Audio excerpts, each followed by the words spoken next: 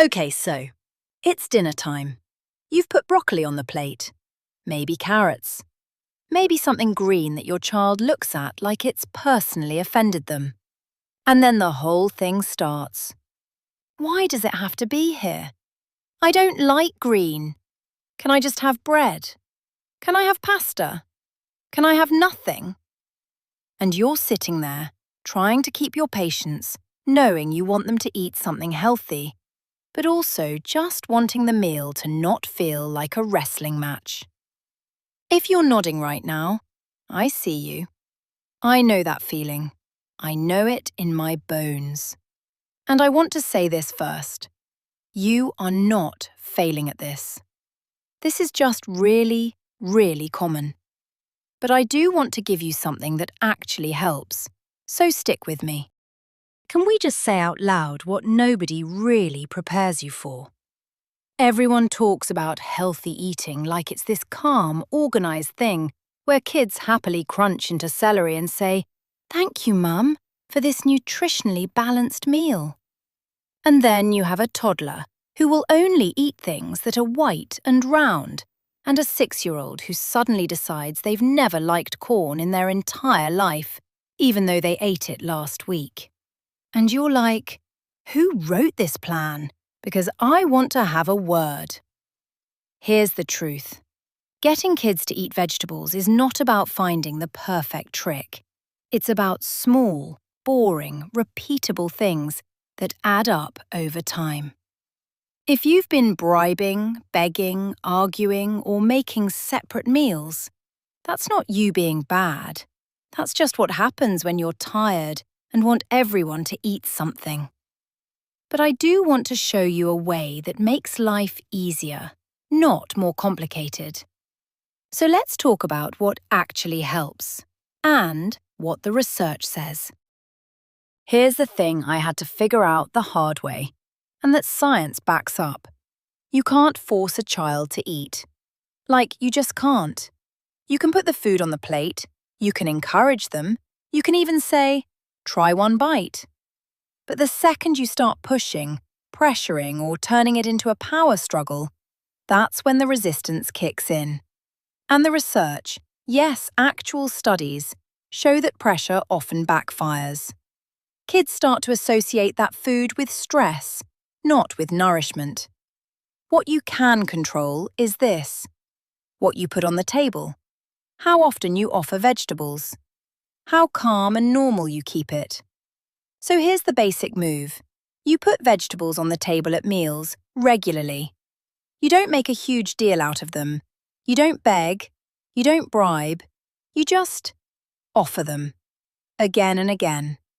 Research on repeated exposure shows that kids often need to see a new food, or taste it, 8 to 15 times before they start to like it. Sometimes more, sometimes less. But the pattern is consistent. Repeated, neutral exposure works. That's the whole game. Not one perfect meal, not one magic trick. Just showing up, again and again, without turning it into a fight. Number 1. Keep the same meal for everyone. This one sounds too simple, but I promise it changes everything. If you're making a separate kid meal every time, you're not doing them a favour.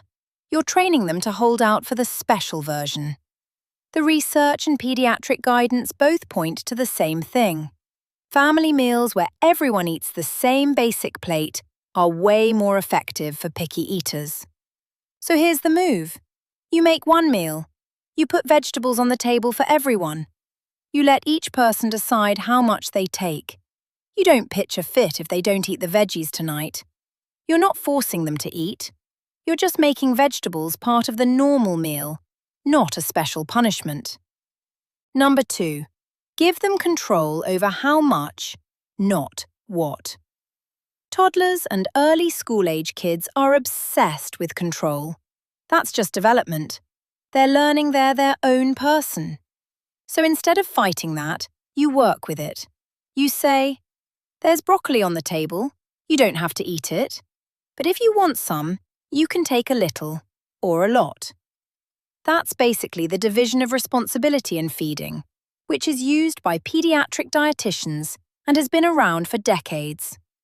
Parents decide what, when, and where food is served. Kids decide whether and how much they eat. When you do that, the pressure goes down, the power struggle goes down, and over time the kids start to try more. Number 3. Model eating vegetables yourself. No drama. Kids watch what you do, not just what you say. If you're on and on about vegetables but you're never seen eating them, they pick up on that. So here's what helps. You eat the vegetables yourself. You talk about them in a normal way. These carrots are sweet tonight, or I like it when broccoli is a little crispy. You don't make a show of it. You don't say, look how healthy I'm being. You just eat them. Repeated exposure works best when they also see people they trust eating the same food and enjoying it without drama. Number 4. Don't use dessert as a reward. Okay, this one is important and I know it's tempting. It's so easy to say, if you eat your veggies, you can have dessert. But research shows that this actually makes vegetables seem like the bad thing you have to suffer through and dessert the prize.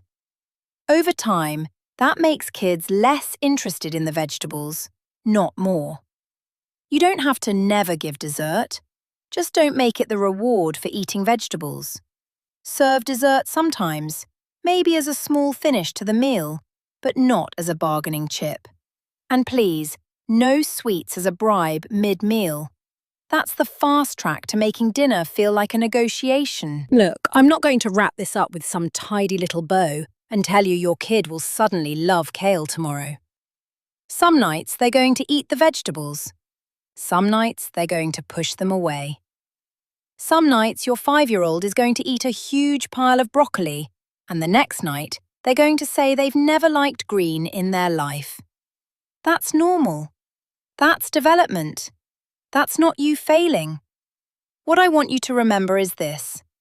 Your child is not looking for a perfect meal. They're looking for you. Calm, consistent, still there. Even on the hard nights, especially on the hard nights, the fact that you showed up, put food on the table and kept it low drama, they feel that. It counts. And over time, this stuff works. Not because of one magic meal, but because you kept showing up. Because you kept offering vegetables without turning them into a battlefield. So tonight, just pick one thing from this video. One thing. Maybe it's making one meal for everyone instead of a separate kid plate. Maybe it's promising yourself you won't bribe with dessert. Maybe it's just deciding in advance that you won't fight about whether they eat the broccoli tonight. You'll just put it there and let them decide. Just one thing. Try it tonight, and if it doesn't work, try it again tomorrow. You are closer to figuring this out than you feel right now.